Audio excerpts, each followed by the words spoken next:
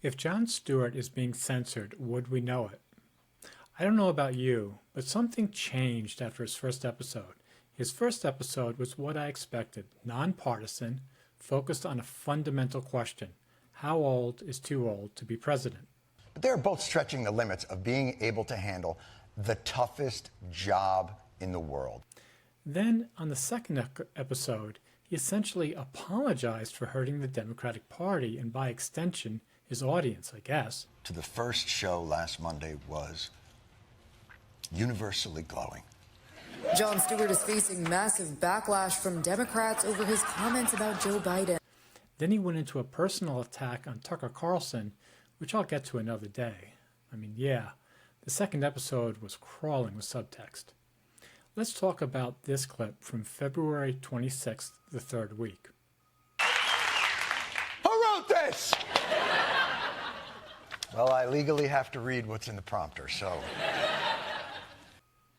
If everything he says comes from the teleprompter, then the joke about having to read from a script someone else wrote on the teleprompter is both joke and fact, which also means he can't say whatever he wants. He can't say The Daily Show has a formula, a set rule of what jokes it makes and how they must be made. He can't say he can only make jokes that fit into the formula, that he can only do satire about the issues or people the show's formula will let him cover. He'd probably say there's no one holding a gun to his head forcing him to write certain jokes. At the same time, in private, he might admit there's a policy which prevents him from doing the satire he expected to write and perform. He might say he has a legal contract that sets his compensation and limits what he can discuss in public. For example, he can't tell you what he's being paid and can't tell you what he can or cannot say on the show. Doing either of those might land him in court where he'd be sued for damages which could literally wipe out all his wealth. In future videos, I will explain why I believe there's a story here, in fact, many stories.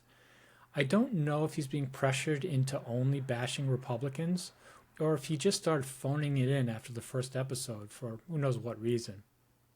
But let's get back to the main question. Is Stewart being soft-censored? What can we do?